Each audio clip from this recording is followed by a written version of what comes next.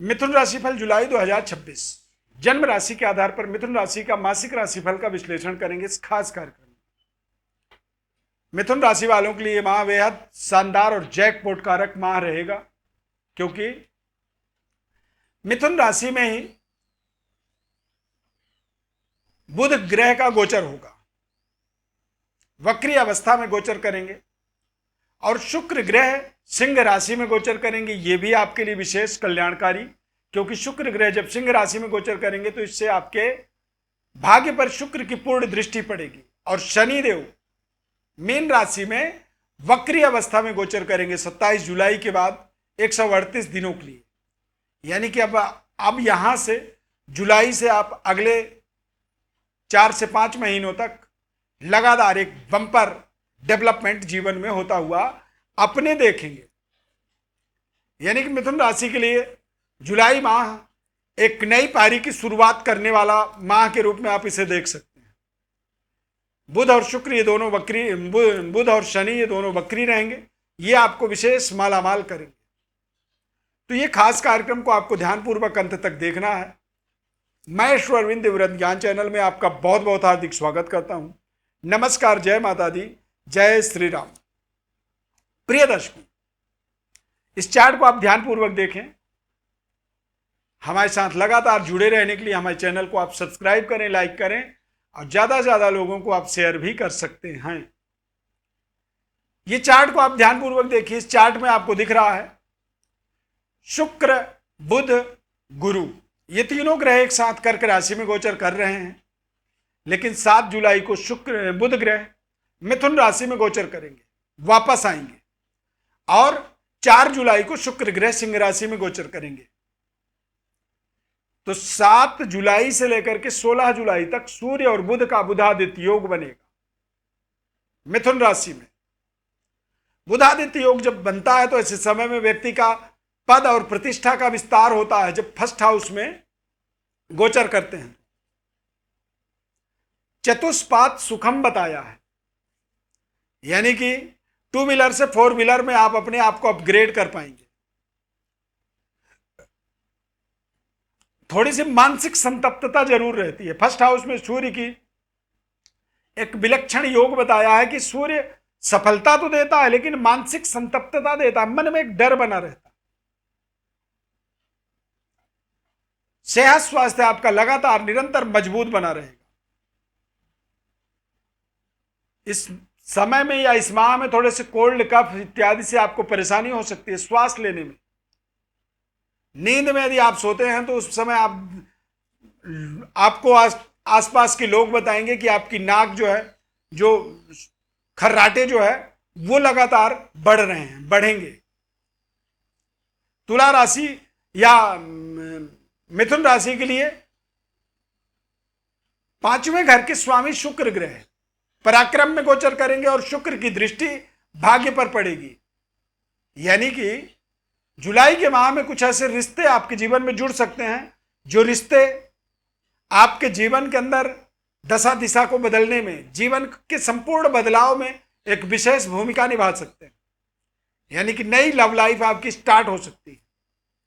विद्यार्थियों के लिए समय बेहद शानदार, सबसे बड़ी सुप्रीम रिजल्ट अर्जित करने का, यानी कि बड़े शानदार रिजल्ट। यानी कि आप 100 में 100 चाहते थे तो 100 में 100 आपको प्राप्त हो सकता है इस समय में।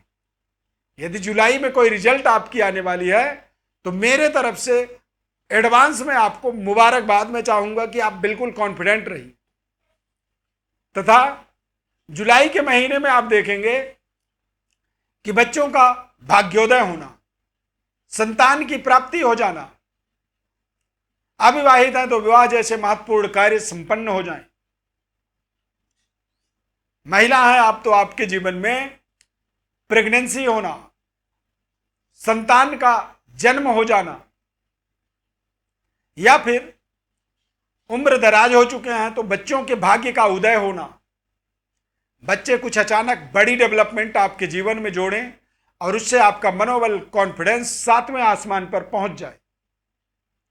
भाग्य का स्वामी होने के नाते शनिदेव 27 जुलाई को वक्री होंगे 138 दिनों के लिए। यानी कि भाग्य का भी बलाबल आपके जीवन में लगातार निरंतर बढ़ता चला जाएगा। बृहस्पति ग्रह कर्क राशि में गोचर करेंगे, जो कि व्यापार के स्वामी है। उच्च स्तरीय प्रभाव गुरु का बनेगा आपके जीवन में। 6, 8, 10 यानी कि छठे, 8वें और 10वें घर पर बृहस्पति की पूर्ण दृष्टि पड़ेगी। तो 8वें घर में दृष्टि पड़ने का मतलब होता है कि व्यापार में लंबे समय से चल रही समस्या का आपको समाधान मिलेगा। देश विदेश तक अपने प्रोडक्ट को पहुंचाने की आपको एक नई स्कीम, योजना, रणनीति प्राप्त होगी तथा करियर कार्यक्षेत्र में भी कुछ बड़ी डेवलपमेंट होगी।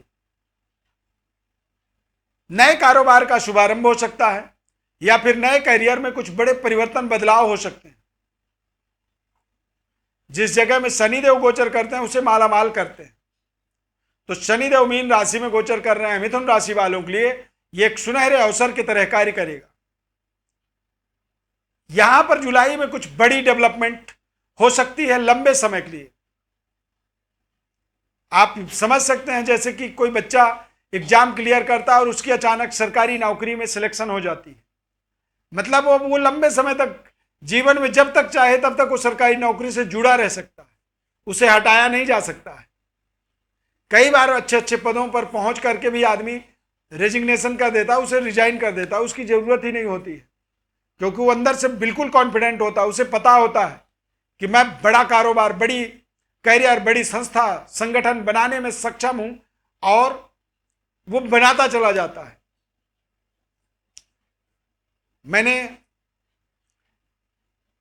YouTube चैनल में देखा था, एक अंकित अवस्थी सर हैं जो टीचिंग करते हैं, पढ़ाते हैं।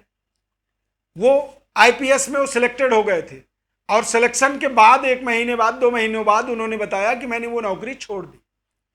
सोचिए, इतने बड़े पद पर पहुंचने के बाद भी आदमी नौकरी छोड़ देता है। तो ये कुछ ऐसा ही सरकमचांस बनता है जो इस माह में, जुलाई महीने में मिथुन राशि वालों के जीवन में बना हुआ है कि बड़े अपॉर्चुनिटी मिलते चले जाएंगे और आप उनको भी एक तरह से अवॉइड कर देंगे कि ना, नहीं चाहिए मुझे। तो भैया चाहिए क्या? तो चाहिए वो जो शनिदेव आपके जीवन में करने वाले हैं, एक बम्पर, बहुत बड़ी बिग अचीवमेंट। बस आपको अपने कॉन्फिडेंस को, आत्मबल को लगातार निरंतर विस्तार करते चले जाना। इस माह में मिथुन राशि वालों के लिए खूबसूरत जो प्रभाव है वो है आपके जीवन में दैवी शक्ति की कृपा होना, यानी कि आपके माता की आशीर्वाद आपको मिलेगी और दैवी शक्ति संपन्नता बनने की आपको, आपके प्रयास कुछ ऐसे होंगे, कुछ ऐसे आपके द्वारा कार्य होंगे जिन कार्यों से दैवी कृपा आपके ऊपर होगी। चंद्रमा और बुध की युति बनेगा। चंद्रमा और बुध का जो संबंध है पिता पुत्र का संबंध होता है, यानी कि पैतृक पूर्वजों की कृपा होगी और आपके जीवन में आपके पितरों के बनाए हुए प्रॉपर्टी, संपत्ति, विरासत को आप विस्तार करेंगे, बेहतर आप उनको अपने जीवन में यूटिलाइज करेंगे।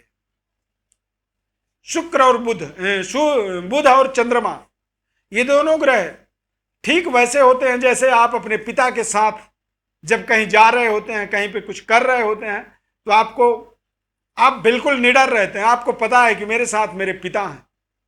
तो शुक्र और बुध का ये युति जो है, ये आपके जीवन के अंदर एक नई माइलस्टोन को सेट करने में सहयोग करेगा। यानी कि बुध के बलवान होने से और शुक्र की दृष्टि भाग्य पर पड़ने से और भाग्य के स्वामी का शनि का वक्री होने से, ये कुछ ऐसे संयोग आपके जीवन में बन रहे हैं कि सारे ही आपके कारक, आपके फेवरेट प्लैनेट एक दूसरे के साथ कनेक्टिविटी बना रहे हैं और ये कनेक्टिविटी ही आपके जीवन के दशा दिशा को एक तेज गति से बड़ी परिवर्तन, बदलाव करने में आपको सहयोग करें। मंगल ग्रह द्वादश भाव में वृषभ राशि में गोचर करेंगे। तो मंगल ग्रह द्वादश भाव में जब गोचर करते हैं तो मांगलिक प्रभाव व्यक्ति के जीवन में बनता है और मांगलिक प्रभाव का फलस्वरूप अलगाववादी, यानी कि आप अपने जीवन में कुछ ऐसे कार्यों को कर सकते हैं जो आपने कभी सोचा भी नहीं। जैसे कि आप संबंध रिश्तों को बदल सकते हैं। बदलाव अलगाववादी, यानी कि पुराने रिश्तों को तोड़ सकते हैं नए रिश्तों को जोड़ने के चक्कर में, और पता चला कि पुराना भी टूट गया और नया जुड़ा भी नहीं। न माया मिली न राम। यानी कि मंगल के लिए आपको विशेष अनुकूलता बनाए रखने के लिए इस माह में भगवान भोलेनाथ की विशेष आराधना करनी चाहिए। हनुमान जी की आराधना कर सकते हैं। शनिवार के दिन हनुमान जी का दर्शन जरूर करें। जब हनुमान जी का दर्शन करें तो हनुमान जी के दाहिने अंगूठे का जो सिंदूर होता है उसे आप अपने मस्तक में लगाएं इस पूरे माह में। तो जब आप हनुमान जी कृपा आपके ऊपर होती है तो इससे आप मंगल के अलगाववादी प्रभावों से अपने आप को बचा पाते हैं। मंगल द्वादश भाव में रिश्तों को भी बदलते हैं और मंगल द्वादश भाव में अनावश्यक खर्चों का भी विस्तार करते हैं, यानी कि जिनकी जरूरत नहीं है ना उनके लिए भी आपको पैसे खर्च करने पड़े। तो ऐसे तमाम सिचुएशन से अपनी प्रोटेक्शन आपको मिलेगी।